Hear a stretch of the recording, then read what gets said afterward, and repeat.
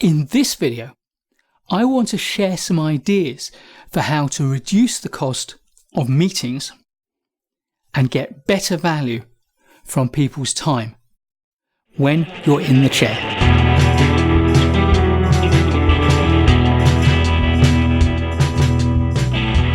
When you're chairing a meeting, you have a responsibility.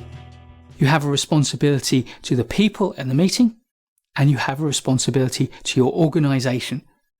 Your responsibility is to look after the time, because time is precious. It can never be replaced. Once it's gone, it's gone. So use it well. And my top tip is to ask, is this meeting really necessary? Because if it's not, if there's an alternate way to do the business, or if actually there's not really anything of substance to do, then don't hold the meeting. Don't waste your time or anybody else's. So ask, is there a real need for the meeting? And is there a suitable alternate way of conducting the business that doesn't require the meeting? Second, if the meeting is necessary, if it's valuable, then ask who needs to come. Not who could come, who wants to come, who do I feel ought to come, but who can really contribute something of value to the meeting, who will really take something of value from the meeting. My next tip recognises that most meetings in organisations are either an hour or half an hour or an hour and a half. They are some multiple of 30 minutes. And whilst it's easy to think that's just the way we do things, these days I think the blame lies with scheduling software, because it automatically defaults to half hour, hour and a half meetings. And as a result, that's what we get. The problem is, I have a meeting that starts at 10 and finishes at 11, and I've also got another meeting that starts at 11 and finishes at 12.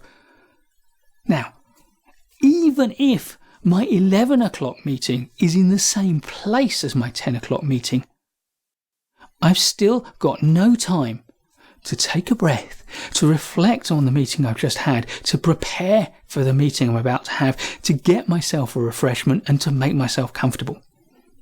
And if my second meeting is in a different place to my first meeting, I've got to rush like a mad thing, get there out of breath, in no mood, to settle in quickly for the next meeting. So my tip is to override the defaults and to schedule meetings for 25 minutes or for 50 minutes. Any meeting an hour or longer should allow 10 minutes before that natural kind of hour, half hour point. And my assertion is you can do as much in 50 minutes as you can do in an hour if you're efficient and effective. And that way you allow people time to go to their next meeting. You allow people time for a follow-up conversation at the end of your meeting. You allow people time to be comfortable and properly prepared. And of course, thinking about time, always start on time and finish on time. If you start late, then you may be waiting for somebody and they'll feel good that you've waited for them, but you're being disrespectful to everyone who has taken the trouble to turn up on time. And if you finish late, then a large number of the people at the meeting will be disengaging because they'll be worrying about being late for their next engagement. It's disrespectful to the people who are there to start late, and it's disrespectful to them to finish late.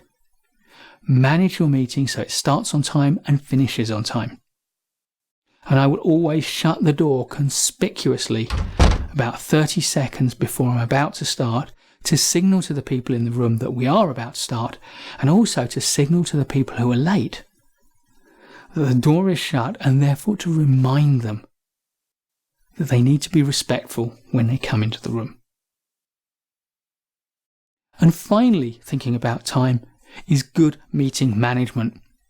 We've done a whole video on that, so do take a look at it, but in summary, If you are allowing people to repeat a point that's already been made before, or to get off topic and talk about something that isn't relevant to the discussion we're having, you are wasting people's time.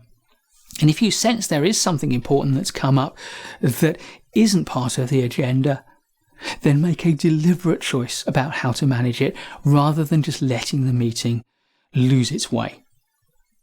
Ideally, make a note of it conspicuously in your notebook or on a whiteboard or on a flip chart so that everyone knows it's there, and then if you've got time at the end of the meeting, you can discuss how you're going to handle that topic either before the meeting ends or outside of the meeting.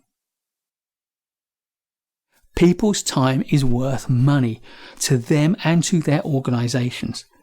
If they're not in meetings, then they can be doing something else of value.